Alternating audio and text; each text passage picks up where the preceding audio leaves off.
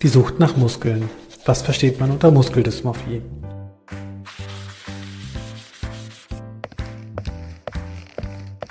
Hey, ich bin Lukas. Früher war ich viel mit meinem Freund Ben unterwegs. Wir haben sogar im gleichen Verein Fußball gespielt. Irgendwann fing Ben aber an, im Fitnessstudio zu trainieren, weswegen wir uns nicht mehr so oft sehen konnten. Ich konnte verstehen, dass Ben viel Energie in sein Training steckte. Aber als ich mitbekam, wie sehr er sich veränderte und der Kontakt ganz abzubrechen drohte, begann ich, mir Sorgen um ihn zu machen. Zu Recht, wie sich herausstellte. Ben litt und leidet unter Muskeldysmorphie, auch als Muskelsucht bekannt. Lange habe ich nicht bemerkt, dass es Ben wohl nicht gut geht, obwohl sein Traum, Muskelmasse aufzubauen, in Erfüllung gegangen ist. Darüber ärgere ich mich bis heute. Umso mehr freut es mich jedoch, dass ich Ben durch meinen Gang zu einem Experten helfen konnte.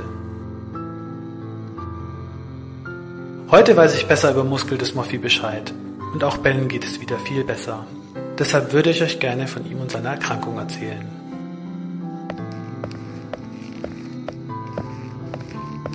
Als Ben anfing zu trainieren, freute ich mich zu sehen, dass nicht nur seine Muskelmasse, sondern auch sein Selbstbewusstsein dank des Trainings zunahm. Aus dem schüchternen Ben, den ich kannte, war innerhalb weniger Monate ein selbstbewusster junger Mann geworden. Allerdings musste er dafür auch sehr viel Zeit im Fitnessstudio verbringen. Und diese Zeit schien ihn zu prägen. Denn immer, wenn wir uns endlich wiedersahen, redete er von Themen wie Proteinshakes oder dem Wachstum seiner Muskelpartien, welche mir auch gerne einmal vor dem Spiegel demonstrierte. Irgendwann fing Ben aber an, immer unzufriedener mit seinem Körperbau zu sein. Er beklagte sich über Makel, die jedoch nur er wahrzunehmen schien.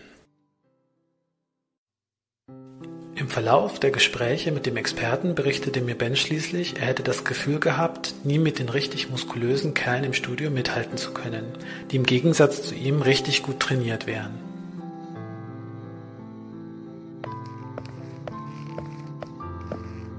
Natürlich gehörte nicht nur ich zu Bens sozialem Umfeld. Es wurden noch viel mehr Leute von seiner Verwandlung beeinflusst. Dazu zählte vor allem auch seine Freundin Lea.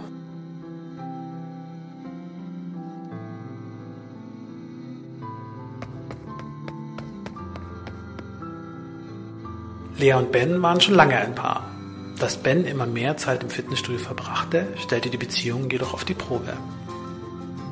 Auch, dass Ben sehr viel Geld für seine Ernährung sowie seinen Trainingsplan ausgab, führte zu Konflikten zwischen Lea und ihm.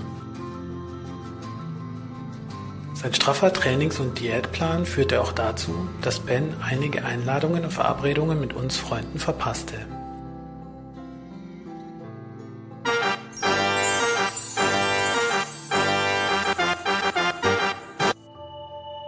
Bis ihn schließlich nahezu niemand von uns mehr einlud und wir uns fast ganz aus den Augen verloren.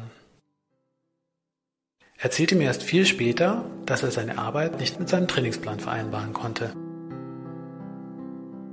Dabei mochte Ben seinen Job als Kfz-Mechatroniker besonders, weil er die Abwechslung zwischen der Arbeit und der Werkstatt und der Büroarbeit so schätzte.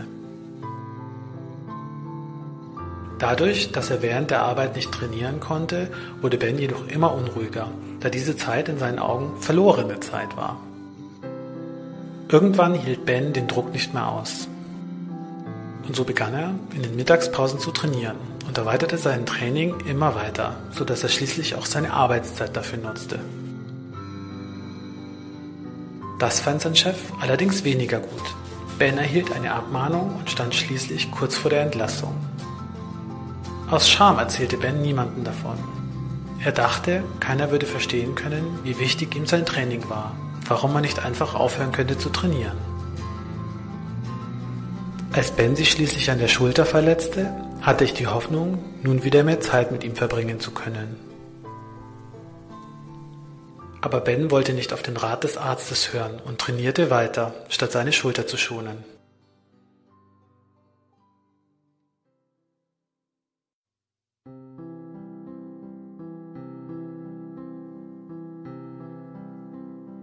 Schließlich war Ben so verzweifelt, dass er Präparate einnahm, um trotz des eingeschränkten Trainings weiterhin Muskulatur aufbauen zu können.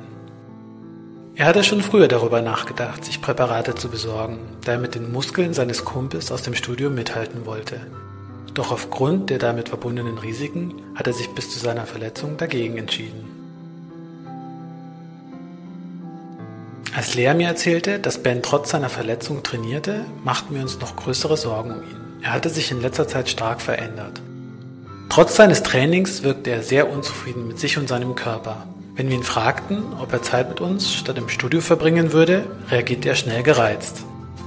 Ich hatte immer wieder versucht, mit ihm zu reden, aber ich kam nicht an ihn heran. Er schien einfach nicht mehr mit mir reden zu wollen. Irgendwann war ich mit meinem Latein am Ende und fing an zu googeln. So stieß ich auf das Thema Muskelsucht und den Begriff der Muskeldysmorphie. Bei meiner Suche im Netz fand ich heraus, dass es Beratungsstellen für Menschen mit Muskeldysmorphie und deren Angehörige gibt.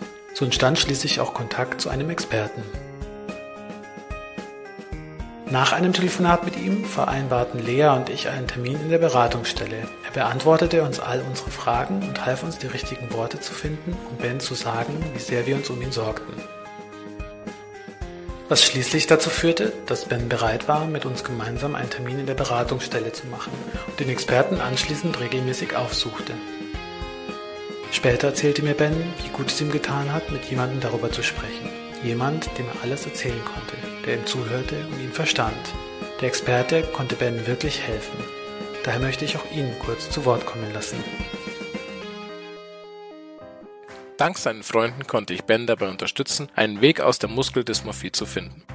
Solltest du das Gefühl haben, von MD betroffen zu sein oder die Vermutung haben, jemand aus deinem Bekanntenkreis sei betroffen, öffne dich als Betroffener deiner besten Freundin, deinem besten Freund oder deinen Eltern gegenüber und schaut dann gemeinsam, wie ihr vorgehen könnt. Öffne dich als Bekannter gegenüber dem vermeintlich Betroffenen und teile ihr bzw. ihm deine Sorgen mit. Wichtig ist, dass nicht jeder, der gerne trainiert, automatisch von Muskeldysmorphie betroffen sein muss. Wichtig ist jedoch auch, dass du als Betroffener oder Besorgter weißt, dass du nicht alleine bist und dass es Stellen gibt, an die du dich wenden kannst, beispielsweise die Spezialberatung zur Muskelsucht der Caritas in München. Solltest du also Fragen zum Thema Muskeldysmorphie haben, selbst betroffen sein oder hast die Vermutung, dass jemand in deinem Umfeld betroffen ist, dem du gerne zur Seite stehen würdest, kannst du dich jederzeit bei einer Beratungsstelle melden. Wir sind für dich da.